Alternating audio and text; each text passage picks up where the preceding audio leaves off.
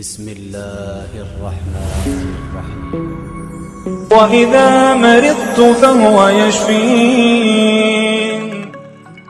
دوستو، اگر آپ بھی اپنے گھر میں انوارات، برکات اور بہت کچھ اولاد کے بارے میں پریشان ہیں تو پھر آپ اس وظیفے کو کریں تو انشاءاللہ پریشانی ختم۔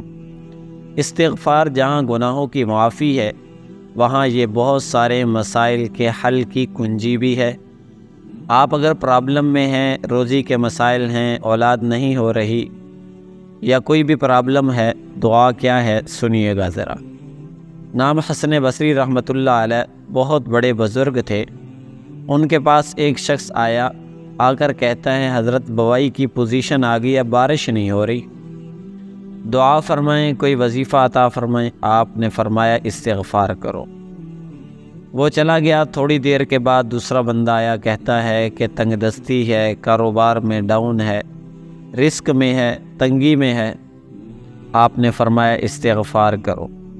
تیسرا شخص آیا، کہتا ہے اولاد نہیں ہو رہی، حصول اولاد کے لیے وظیفہ لینا ہے، فرمایا استغفار کرو۔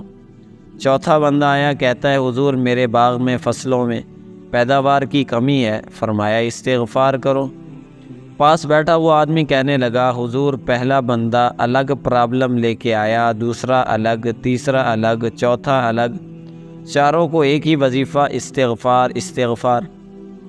دراصل بڑوں کی بڑی باتیں ہیں، قرآن میں بھی پڑھتا ہوں، قرآن آپ بھی پڑھتے ہیں، مگر دیکھو اللہ والے کیسے پڑھتے ہیں۔ کیا خوبصورت جواب دیا آپ نے۔ فرمایا سورہ نوح پارہ 29 آیت نمبر 10 سے 12 کی آپ نے تلاوت فرمائی۔ آپ ذرا قرآن سنیے گا۔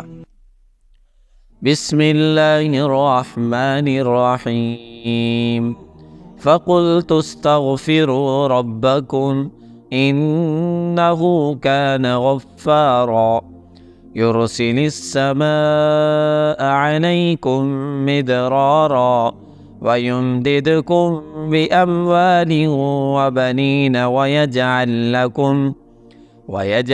لَكُمْ جَنَّاتٍ وَيَجْعَلْ لَكُمْ أَنْهَارًا۔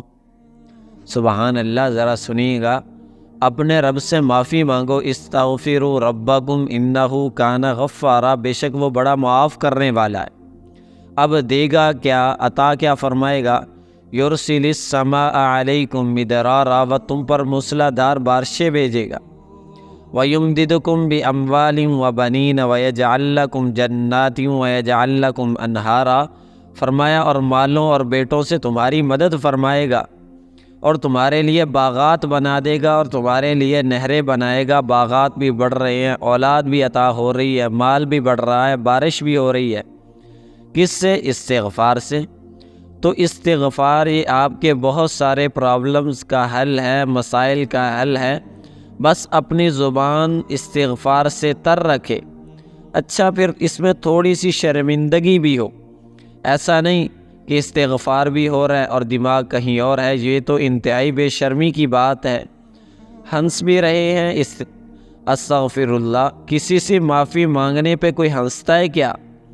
استغفر اللہ ربی من کل ذنب واتوب الیہ، یا اللہ میں اپنے سارے گناہوں سے تجھ سے معافی مانگ رہا ہوں۔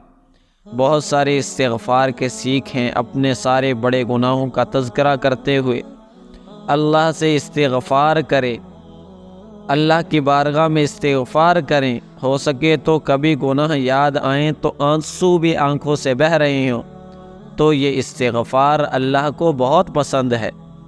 آپ بھی اگر اپنے مسائل کا حل چاہتے ہیں تو ایک تسبیح صبح کے وقت، ایک تسبیح شام کے وقت استغفار کی کریں تو انشاءاللہ آپ کے سارے مسائل حل ہو جائیں گے۔